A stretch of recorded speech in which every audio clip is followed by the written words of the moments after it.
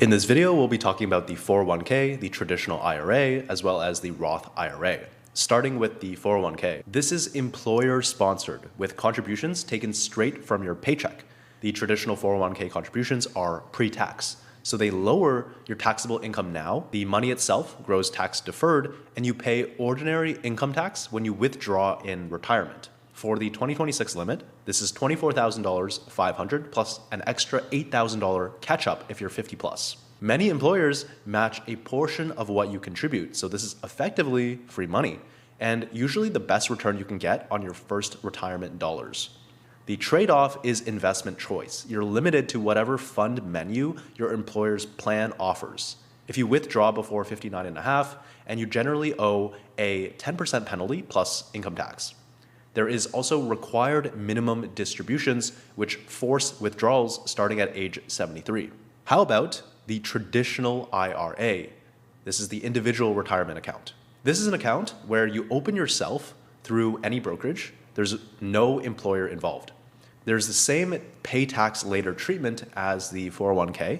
It's pre-tax in and taxed as ordinary income on the way out, but a much lower limit. $7,500 under 50, $8,600 at 50 plus. Since you choose the brokerage, you get access to nearly any stock, bond, ETF, or fund on the market, often with lower fees than a typical 401k menu.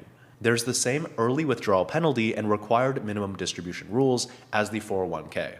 And finally, the Roth IRA. This is also self-opened, but with the tax treatment flipped. You contribute after tax money, so no deduction now, but growth and qualified withdrawals in retirement, including all the earnings, are completely tax-free. This is most valuable if you expect to be in a similar or higher tax bracket by retirement, since you lock in today's rate instead of gambling on a future one.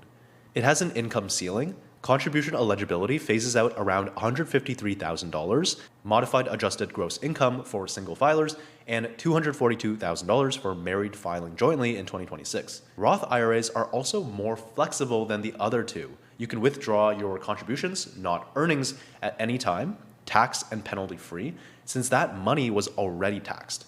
And unlike the other accounts, there are no required minimum distributions during your lifetime, so the money can keep growing as long as you want. But it's important to note that traditional and Roth IRA share one combined contribution limit, not two separate ones. So you can split the $7,500 between them, but the total cannot exceed that. This is a rule of thumb that people often use. Capture the full 401k match first, since it's a guaranteed return. Then weigh a Roth IRA against contributing further to the 401k based on your current tax bracket versus what you expect it to be in retirement. So if you expect your tax rate to be higher in retirement than it is now, then the Roth IRA tends to make more sense. You pay tax on the contribution today at your current lower rate, and then you withdraw completely tax-free later, which avoids the higher rate altogether.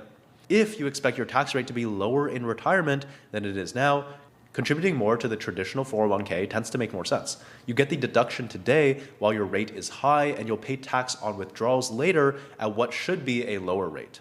If you expect your tax rate to stay roughly the same, the math works out roughly equivalent either way, all else being equal. So the decision often comes down to other factors like wanting Roth's flexibility or avoiding required minimum distributions. What tends to push people towards expecting a higher future rate, which would favor Roth, is that you're early in your career, you're currently in a lower bracket, and you're expecting income to climb significantly over time.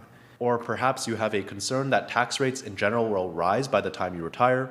You're expecting other income in retirement, such as pension, rental income, large required minimum distributions from other accounts that keeps you in a high bracket. Or you might want flexibility later. Tax-free withdrawals don't count as taxable income, which matters for things like Medicare premium thresholds or Social Security taxation in retirement.